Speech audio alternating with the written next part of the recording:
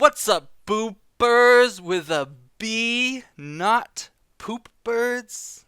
It doesn't even sound like boopers. This Black Desert Online video is going to tell you guys all about what you can do once you hit level 50 in the NA and EU launch, as there's kind of a lot of confusion about what's going to be available and what's not. So let's get started. Boop. Now, first and foremost, Black Desert Online has a ton of content, so if you have something you want to do, just go and do it. You can fish in the ocean, make a farm, level gathering, create a worker empire. All of it will grow your character and make you rich. People who focus on cooking early will be rewarded later because of the value of buff food. People who want to do alchemy will reap similar rewards. Miners, processors, hunters, fishers, and even tamers will see huge profits and growths. But when I say tamers, by the way, I mean the horse raising thing, not the class. Did you guys hear that tamers' pets don't scale with their gear? I'm just kidding. So if you hit max though, and you're looking to be a PvP contender, let's go through the steps to make you strong, starting with gear. Now, towards the end of the Black Spirit quest chain, you will start receiving pieces of Dobart armor. These can also drop in different places. If you get a piece to +5, the Black Spirit will give you the option to exchange the Dobart for one of the 4 better endgame armor pieces. This is an easy way to transition from leveling armor into the armor you want to keep. Making this exchange also enables a long quest chain from the Black Spirit that grants you numerous armor stones at level 48. Similarly, weapon stones can be collected from a quest chain that starts at 48 if you kept and equip your ultimate Bastille weapon from the Black Spirit quest chain.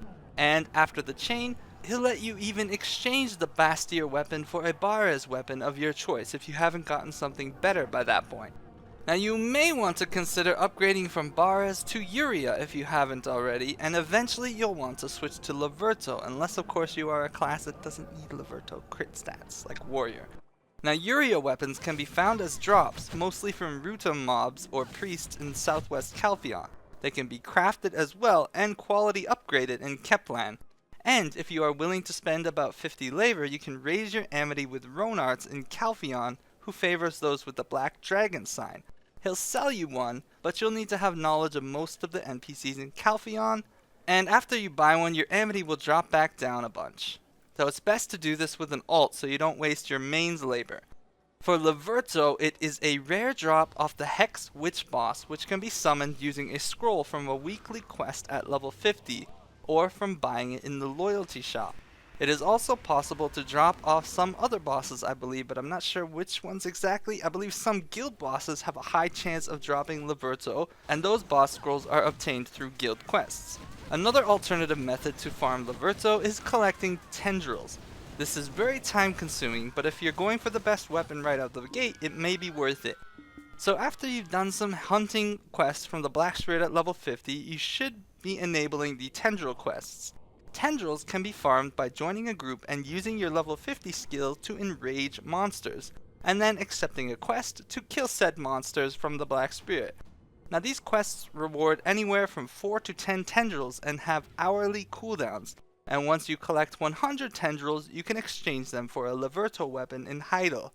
Similarly, Hebatate's tree armor, considered the best armor by many, drops off the weekly tree boss, as do the other boss armor pieces drop off of other similar bosses, like Red Nose the Imp or Dastard Breg drops his gloves, which is considered the best gloves in the game, but these are really rare drops.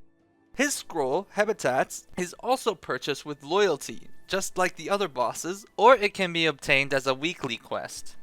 The last boss you want to farm is the Ancient Relic boss. Farming nearly all monsters in southwest Calpheon will drop Ancient Relic stones, and combining 5 of these creates a boss scroll that summons a boss dropping memory fragments. Now these memory fragments are used to re-roll your skill awakenings, so you can try to get optimal awakenings on your abilities. Awakenings are basically buffs for your skills. You get to start choosing them at around level 48, but the buffs are random, from restore 5 HP on hit to reduces enemy attacks by 1 to grants 3 more experience for 5 seconds on hit. Obviously some of them suck, so you'll need to farm these memory fragments until you can get really good buffs for your skills.